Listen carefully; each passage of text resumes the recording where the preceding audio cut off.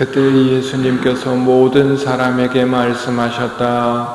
누구든지 내 뒤를 따라오려면 자신을 버리고 날마다 제 십자가를 지고 나를 따라야 한다. 정녕 자기 목숨을 구하려는 사람은 목숨을 잃을 것이고 나 때문에 자기 목숨을 잃는 그 사람은 목숨을 구할 것이다.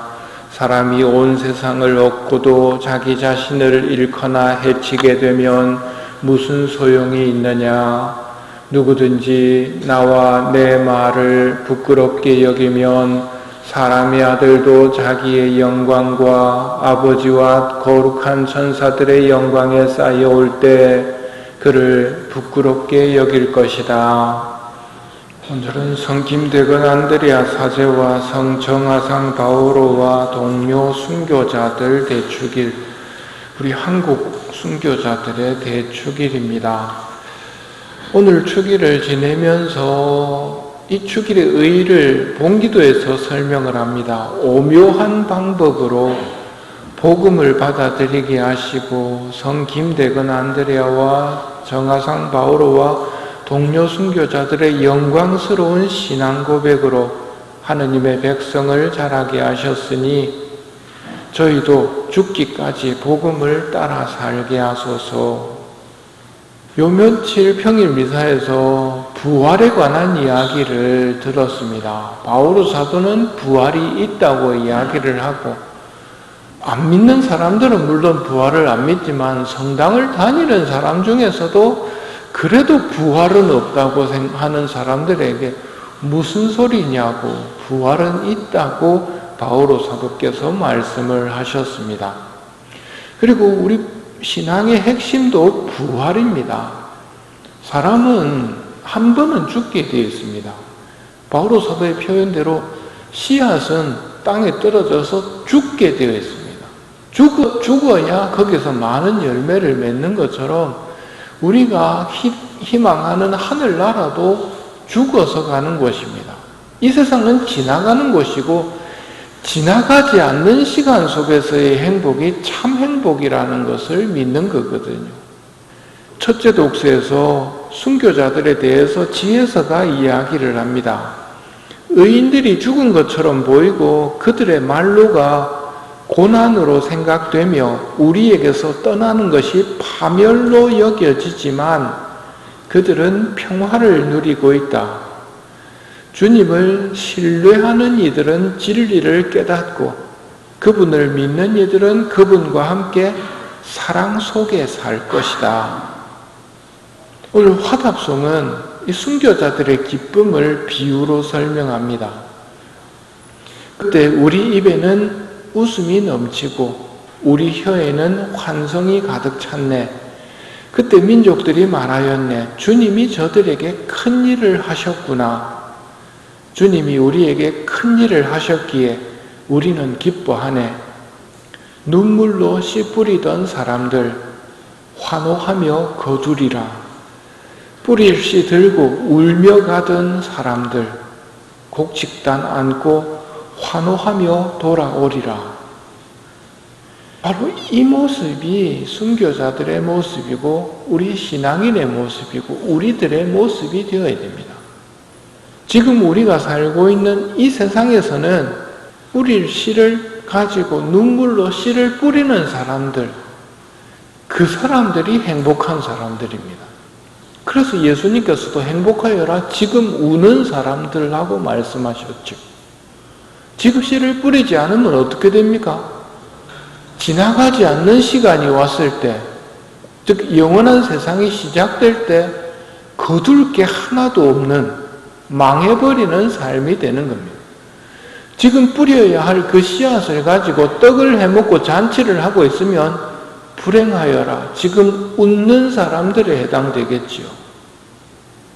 오늘 둘째 독서 로마서가 말합니다. 하느님께서 우리 편이신데 누가 우리를 대적하겠습니까?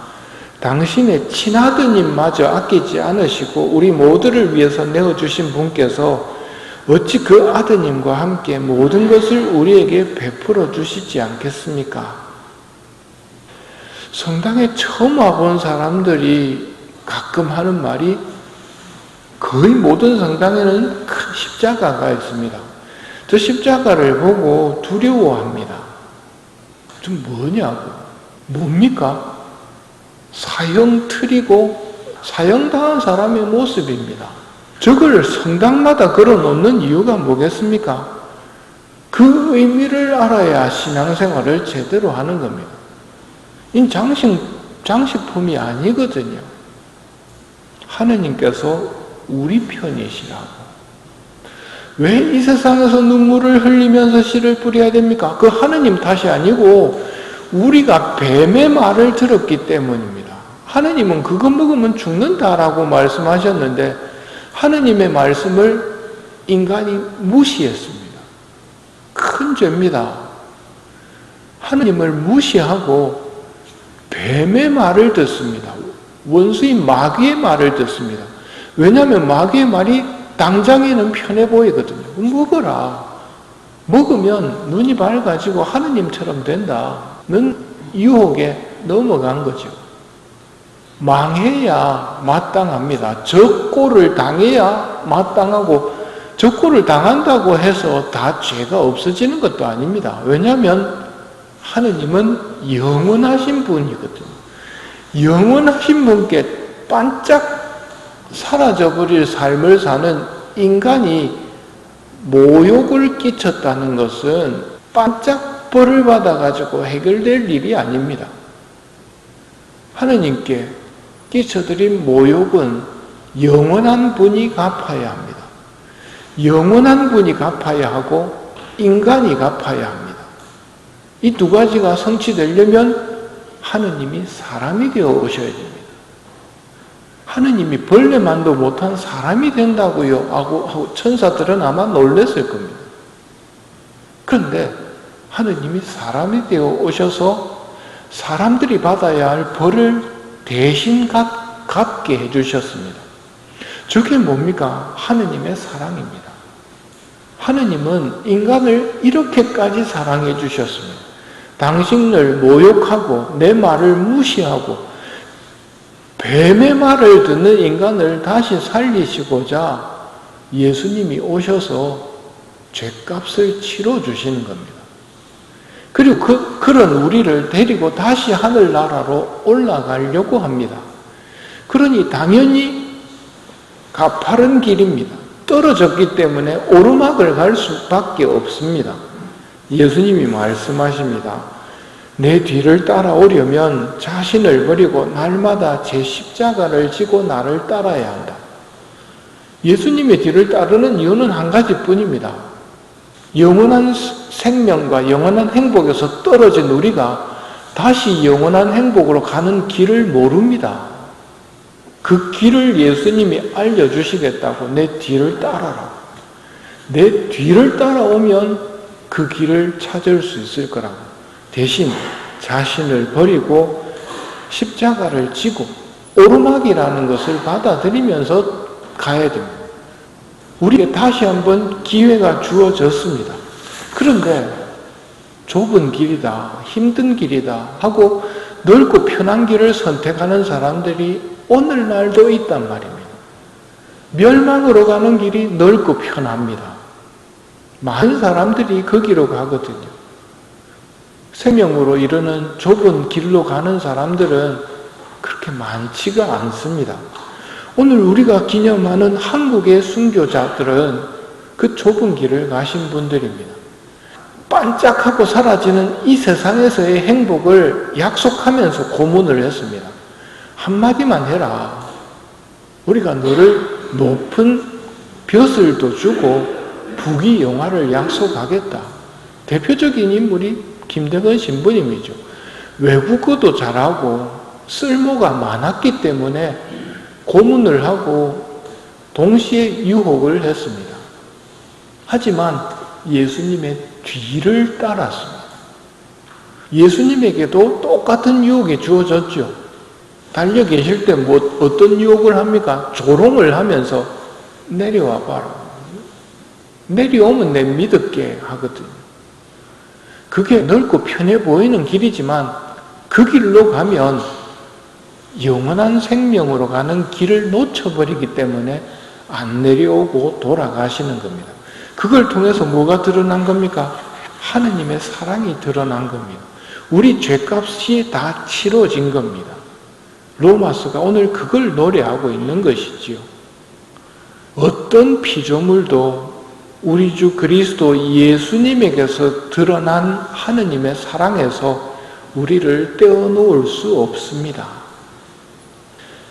그런데도 인간은 이 하느님의 사랑을 의심합니다. 예수님이 너무도 안타까워서 나타나셔서 당신의 마음을 보여주십니다. 당신의 심장을 보여주셨습니다. 상징적으로. 불타오르고 있었습니다. 그리고 가시관에 들려서 심장이 뛸 때마다 고통을 겪고 계셨습니다. 하느님의 불타는 사랑을 못 믿고 있단 말입니다. 예수 성심상을 볼 때마다 하느님이 나를 불타는 사랑으로 사랑한다는 것을 생각하고 그 믿음이 내게 있는가 없다면 청해야 한다는 것. 오늘은 순교자 성인 축일이지만 또 한 가지 순교자들과의 통공, 서로 기도해줌에 대해서도 기억해야 합니다. 아이린 조지 여사라고 아실 겁니다. 많은 은사를 받은 분인데요. 1986년도에 우리나라에 오면서 한 달을 예정하고 피정지도를 하러 한국에 왔습니다. 근데 일주일 만에 몸이 너무 안 좋아져서 미국으로 돌아가기로 했습니다. 이분도 이때 벌써 암 환자였습니다. 암으로 고통을 겪고 계셨는데요. 그 암을 십자가라고 생각하시고 하느님의 사업을 위해서 가라 하면 가고 오라 하면 오는 삶을 사셨습니다. 한 달을 작정하고 왔지만 일주일 만에 너무 몸이 안 좋아져서 돌아가기로 하고 비행기 타려고 기다리고 있는 시간입니다. 잠깐 누워 있는데 누군가가 나를 보아라 하고 자기를 부르는 소리를 듣고 돌아서 보니까 젊은 남자가 서 있었다고 그럽니다. 누구냐고 물으니까 대답은 안 하고 네가 건강해져서 계획했던 한국 자녀들을 위한 일을 다 마칠 거다라는 말을 한국말로 하셨어요. 그런데 저는 그 말을 다 알아들었어요. 그리고 저를 강복해 주시는데 어떤 열기가 온몸을 휩쓸고 지나갔어요. 20대의 젊은 남자였는데 이상하게 생긴 큰 모자를 쓰고 있었어요. 다시 그분께 당신 이름이 뭐냐고 했더니 나는 안드레아 김이다 하고 사라지셨어요. 그리고 저는 다 나았어요. 벌떡 일어나 메리노일 신부님께 뛰어갔는데 하나도 안 아파 보이네. 어떻게 된 일이야? 신부님께 자초지정을 이야기를 했습니다. 그러자 주교님께서 순교자 상본 몇 장을 들고 오셔서 누가 왔다 갔는지 한번 골라보라고 그 중에 한 분을 가리키며 말씀했습니다. 당신들 상본 너무 잘못 만들었다. 이 그림보다 훨씬 더 젊다. 그랬더니 주교님께서 그 상본을 보시면서 김대건 신부님이 당신 방에 오셨군요 하셨다. 그렇게 김대건 신부님과의 친교가 시작되었습니다. 제게는 김대건 신부님에 대한 깊은 사랑이 있습니다. 미국으로 갈 때 김대건 신부님 성상을 하나 사가지고 가서 그분께 매일 기도하고 대화를 나눕니다. 미국에서도 저는 때때로 많이 아픕니다. 그럴 때면 김대건 안드레아 신부님께서는 언제나 저를 도와주십니다. 한국의 형제 자매 여러분, 여러분들은 위대한 성인을 모시고 계신 겁니다. 우리는 한 분만 모시고 계신 게 아니라 103위 성인을 모시고 124위 복자를 모시고 있습니다. 그분들과 대화를 할 줄 아는 게 모든 성인의 통공을 믿으며 라는 고백을 사는 겁니다. 오늘 순교자들이 받은 고문과 형고가 아무리 크다 하더라도 우리에 대한 하느님의 사랑이 그 고통보다도 훨씬 더 크다는 것을 새기는 날입니다. 그리고 그렇게 하면서 우리는 지나가지 않는 시간, 영원한 세상, 하늘나라를 바라보며 거기에서 영광을 누리고 계신 우리나라의 순교 서민들을 바라봅니다. 그리고 우리의 신앙을 다잡아서 하늘나라를 향한 방향을 놓치지 말고 예수님의 뒤를 따를 것을 결심하는 하루가 되었으면 합니다.